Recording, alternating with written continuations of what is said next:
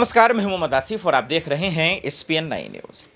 इन दिनों जिस तरीके से राहुल गांधी, अडानी और अतीक का मामला चल रहा है, इसमें ईडी सीबीआई का खेल छुप गया। इसके मुद्दे जो है दब गए। हालांकि इसको लेकर 9 विपक्षी दलों के नेताओं ने देश के प्रधानमंत्री नरेंद्र मोदी को चिट्ठी भी लिखी थी, उसका जवाब तो आया नहीं। ईडी सीबीआई के दुरुपयोग को लेकर विपक्ष ने हंगामा भी किया था। लगभग 18 विपक्ष के नेताओं ने इसको प्रोटेस्ट भी किया था। कल आपने देखा कि तेजस्वी यादव से पूछताछ भी की गई थी, लेकिन आम आदमी पार्टी इस मुद्दे को लेकर पीछे नहीं हट रही है। कभी राघव चड्ढा, कभी संजय सिंह या कभी केजरीवाल भी बता रहे हैं कि किस तरीके से मनीष सिसोदिया को जेल में ठूसा गया। इतना ही नहीं, वो ये भी बता रहे हैं कि देश में ईडी सीबीआई का दुरुपयोग कर, एजेंसियों का गलत इस्तेमाल कर मोदी सरकार कैसे फायदा कमा रही है। अब सवाल यही संजय सिंह उठा रहे हैं कि क्या ईडी और सीबीआई में इतना दम है कि मोदी जी की जांच कर पाएंगे, मोदी सरकार के भ्रष्टाचार की जांच कर पाएंगे? क्या उनमें इतना दम है कि बीजेपी सरकार की जांच हो पाएगी? क्या कुछ करें, जरा खुद आप सुनिए। शुरू करें।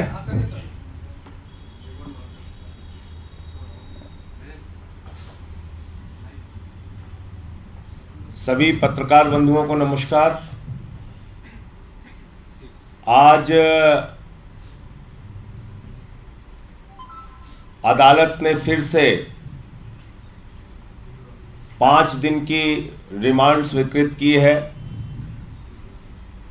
ईडी ने 7 दिन की रिमांड मांगी थी,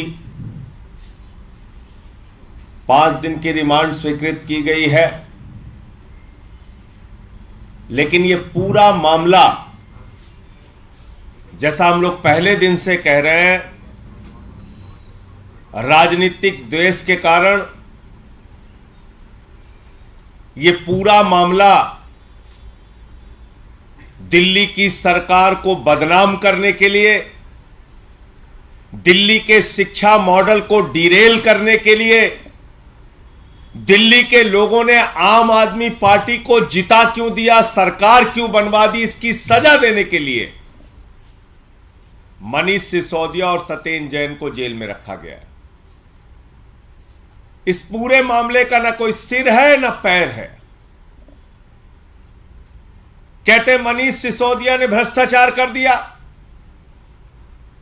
14 घंटे सीबीआई की छापेमारी हुई, घर खोद डाला, कुछ नहीं मिला। गांव में छापेमारी की, कुछ नहीं मिला। दफ्तर में छापेमारी की, कुछ नहीं मिला। बैंक के लॉकर को चेक किया, कुछ नहीं मिला। सीबीआई ने लोगों के गवाही ली और गवाही लेकर पहली चार्जशीट दाखिल की, मनीष सिसोदिया का नाम नहीं। सप्लीमेंट्री चार्जशीट, दोबारा चार्जशीट दाखिल की, उसमें भी लोगों के गवाह के आधार पर चार्जशीट दाखिल की गई, उसमें भी मनीष सिसोदिया का नाम नहीं।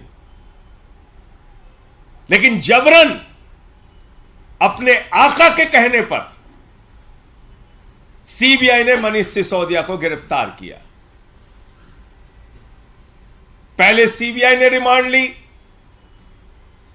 सीबीआई की रिमांड जब पूरी हो रही थी तो 10 महीने तक हिंदुस्तान की सबसे तेज तर्रार कही जाने वाली एजेंसी ईडी, उस ईडी बेचारी को कुछ पता नहीं था।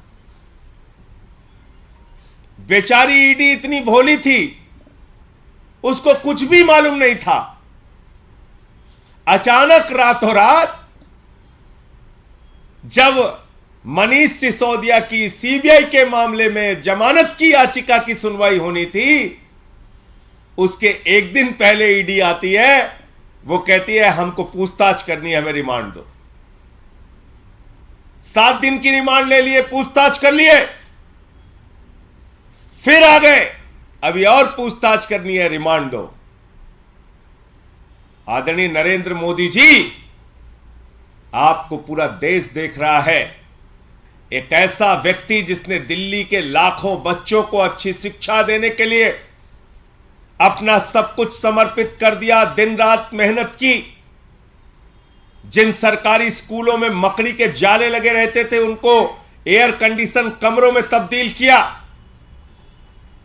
6 साल से लगातार इंटर का रिजल्ट सरकारी स्कूलों का प्राइवेट स्कूलों से बेहतरीन आया। बच्चे आईआईटी में सिलेक्ट हुए, पूरी दुनिया में एक शिक्षा मॉडल को प्रचलित किया, आपने उस मनीष सिसोदिया के साथ आतंकवादियों जैसा व्यवहार किया। यह देश इस बात को भूलेगा नहीं। 12-12 दिन की रिमांड ईडी की, 10-10 दिन की रिमांड सीबीआई की। कभी आपने सुना ऐसा आतंकवादियों के साथ भी व्यवहार नहीं किया जाता जैसा मनीष सिसोदिया के साथ व्यवहार किया जा रहा है। और तब जबकि कुछ नहीं निकला, भ्रष्टाचार किए होते तो कुछ तो सोना निकलता, संपत्ति निकलती, पैसा निकलता। कहां चला गया? तो इसलिए मैं यही कहना चाहूंगा भाजपाइयों को कि तुम्हारे अत्याचार को, तुम्हारे जुर्म को, तुम्हारी तानाशाही को, तुम्हारी गुंडागर्दी को, जांच एजेंसियों के दुरुपयोग को सारा देश देख रहा है। और मोदी जी, आपको इस देश की जनता ने देश का प्रधानमंत्री बनाया।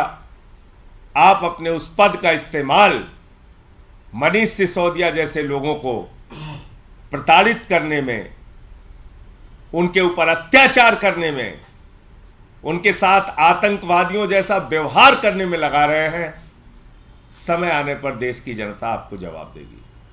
तो मुझे इतनी बात कहनी थी कि आज ये जो रिमांड मांगी गई है ईडी के द्वारा, ये निरर्थक प्रयास है, इसका कोई आधार नहीं है।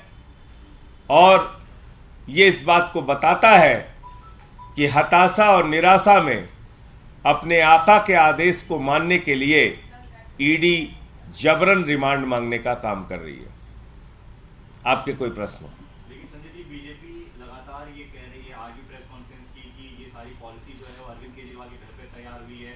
उसमें आपका भी नाम जोड़ा है कि संजय सिंह, सत्येंद्र जैन, मनीष सिसोदिया सब मिलकर बना रहे थे पॉलिसी। सारा जो अधिकार था पैसा खाने का, देखो भाई, मैं तो आपसे कह रहा हूं कि मैं अडानी के घोटाले को खोलने में लगा हूं। अडानी के घोटाले को खोलने का काम जारी रखूंगा। आप लोगों के माध्यम से नरेंद्र मोदी जी तक अगर मेरी बात पहुंच रही हो तो मोदी जी कान खोलकर सुन लीजिए। अपने चेले अडानी को भी बता दीजिए, उसको भी बोलिए कान खोलकर सुन ले। अपनी पूरी की पूरी भारतीय जनता पार्टी और सारी जांच एजेंसियों को बता दीजिए, सब लोग कान खोल के सुन लीजिए। अडानी के घोटाले पर पूरे देश में आपको बेनकाब करूंगा। आपने महाघोटाला किया है, उसके बदले में आप और आपकी पार्टी और आपकी जांच एजेंसियां मुझे फांसी पे चढ़ाना चाहे तो चढ़ा दें, उसकी कोई चिंता नहीं है। और जहां तक मेरे अपने जीवन का सवाल है, पूरी ईमानदारी के साथ पूरा जीवन जिया हूं। आकाश से लेकर पाताल तक जांच कराओ, जितनी हिम्मत और जितनी एजेंसियां हैं तुम्हारी जांच कराओ। कुछ भी अगर मिल जाए तो भ्रष्टाचार के मामले में जो सजा लिखी हो उससे 10 गुना ज्यादा सजा दो, मैं कह रहा हूं। लेकिन अडानी के घोटाले पर छोड़ूंगा नहीं। कान खोल के पूरे देश के भाजपाइयों सुन लो, जितनी मन आए गालियां दो। भारत माता की संपत्तियों को लूटने का काम किया है तुम लोगों ने। लाखों करोड़ का कोयला लूटने का काम किया, गैस लूटने का काम किया, बिजली पानी सड़क को लूटने का काम किया, बैंकों को लूटने का काम किया, एलआईसी को, एसबीआई को लूटने का काम किया, सीपोर्ट और एयरपोर्ट को लूटने का काम किया। अडानी के जरिए तालिबान से ड्रग्स मंगाकर इस देश को बदनाम और बर्बाद करने का काम तुमने किया है। ये बात एक नहीं 1000 बार तक बोलता रहूंगा, अंतिम सांस तक बोलता रहूंगा। और ऐसी बंदर घुड़कियां मैंने राजनीति में बहुत देखी है। ये भाजपाई बच्चों से मैं कहना चाहता हूं, ऐसे मत खेलो मेरे साथ। ऐसे बहुत मैंने बंदर घुड़कियां अपनी जिंदगी में देखी है। जितना दम है सारी एजेंसियों को लगाओ, लेकिन अडानी के घोटाले पे छोड़ूंगा नहीं। एक दूसरा मामला है, बीजेपी के कई नेता इस पे सवाल उठा रहे हैं कि इस तरह मनीष सिसोदिया अभी इतने मुश्किल समय में उनका बंगला आतिशी के नाम पे अलॉट कर दिया गया। आतिशी जी मंत्री हैं, उनके नाम पे अलॉट कर दिया बंगला। इसमें भाजपाइयों को क्या प्रॉब्लम? मतलब वो क्या कहना चाहते हैं?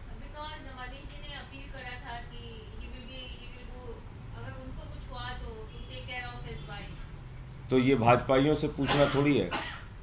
भाजपाई तो उनके साथ आतंकवादी जो जैसा व्यवहार कर रहे हैं मनीष सिसोदिया के साथ। मनीष सिसोदिया हम लोगों के भाई हैं, उनका परिवार हमारा अपना परिवार है, उसका ख्याल हमें रखना मालूम है कैसे रखना है, उसको भाजपाइयों से थोड़ी सीखना है। उनकी तरफ से लेकिन बयान आ रहा है लगातार कि 15 दिन के अंदर ही मनीष सिसोदिया के परिवार को अबैंडन कर दिया गया है, सत्येंद्र जैन के साथ इतने महीने तक सरकार खड़ी रही। मैंने कहा भाजपाइयों को कहिए बच्चों का खेल ना खेलें, ऐसे बहुत खेल राजनीति में हम लोगों ने देखे हैं। धन्यवाद।